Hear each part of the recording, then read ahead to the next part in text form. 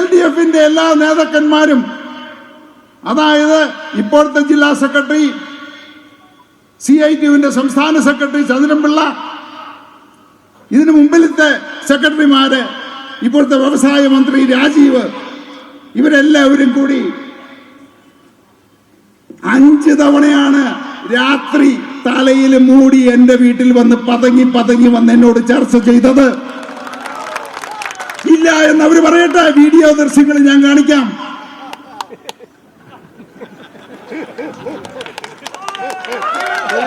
അപ്പോ പ്രിയപ്പെട്ട ഡിഫിക്കാരെ, SFI-ക്കാരെ, നിങ്ങളൊരു കാര്യം മനസ്സിലാക്കണം. ഇവരൊക്കെ രാത്രി പാത്തും പതങ്ങിയും വന്ന് എന്റെ സഹായം, എന്റെ ചെക്ക് മേടിച്ചു കൊണ്ടുപോകുന്നവരാണ്.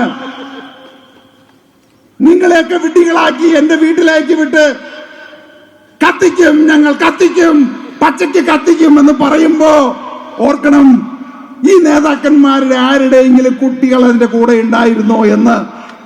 ഇവരുടെ കുട്ടികളെല്ലാം കാനഡയിലും US-ലും ഓസ്ട്രേലിയയിലും ഒക്കെയാണ് ജീവിക്കുന്നത്.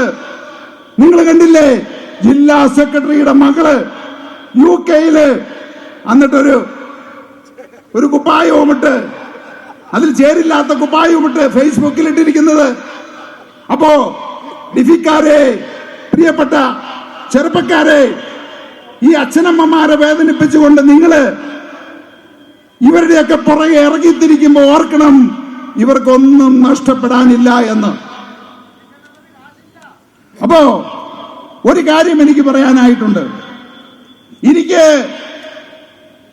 MP ആകണം, MLA ആകണം, മന്ത്രിയാകണമെന്ന ആഗ്രഹമുണ്ടായിരുന്നെങ്കിൽ പണ്ടേ ഞാന് രാജ്യസഭാ സീറ്റ് എനിക്ക് പലരും ഓഫർ ചെയ്തിട്ടുണ്ട്.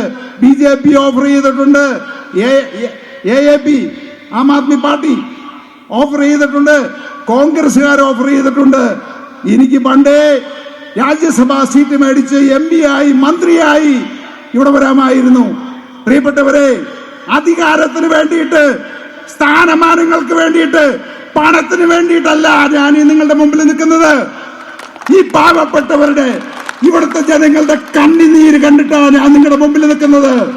അല്ലാതെ സ്ഥാനങ്ങളോ MP സീറ്റോ MLA-യോ മന്ത്രിയോ ആകണമെന്നുണ്ടായിരുന്നെങ്കിൽ പണ്ടേ നിങ്ങളെയെല്ലാം വഞ്ചിച്ചുകൊണ്ട്, നിങ്ങളെയെല്ലാം വിറ്റുകൊണ്ട്, ഈ നാടിനെ വഞ്ചിച്ചുകൊണ്ട് എനിക്കതാകാമായിരുന്നു.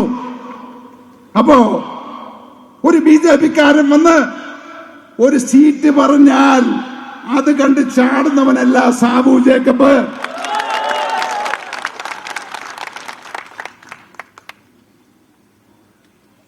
ഇന്നലെ രാവിലെ ഒരു ചാനലിൽ കാണുകയാണ്, സാബു ജേക്കബ് BJP സ്ഥാനാർത്ഥി എറണാകുളത്ത് നിന്ന് മത്സരിക്കും. എന്നെ ചിലർ വിളിച്ചു. അങ്ങനെയാണോ? ഞാൻ അറിയില്ലല്ലോ, ചോദിച്ചിട്ട് പറയാം.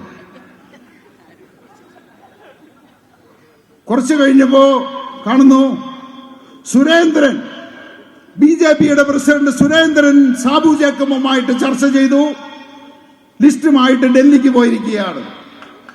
ഈ സുരേന്ദ്രനെ ഞാൻ ജീവിതത്തിൽ ഇതുവരെ കണ്ടിട്ടില്ല. ഈ സുരേന്ദ്രൻ ആയിട്ട് ഞാൻ ഇതുവരെ ഫോണിൽ പോലും സംസാരിച്ചിട്ടില്ല. പക്ഷെ ചാനലുകാര് BJP-യുടെ എറണാകുളം സ്ഥാനാർത്ഥിയായി എന്നെ മാറ്റി. കാരണമുണ്ട്, അവർക്കറിയാം ഇന്നിവിടെ നടക്കാൻ പോകുന്ന മഹാസമ്മേളനത്തില് 10,000-കണക്കിന് ആളുകളാണ് എന്നെ വിശ്വസിച്ച്, ഈ പാർട്ടിയെ വിശ്വസിച്ച് ഈ ഗ്രൗണ്ടിലേക്ക് ഒഴുകിയെത്തുന്നത്.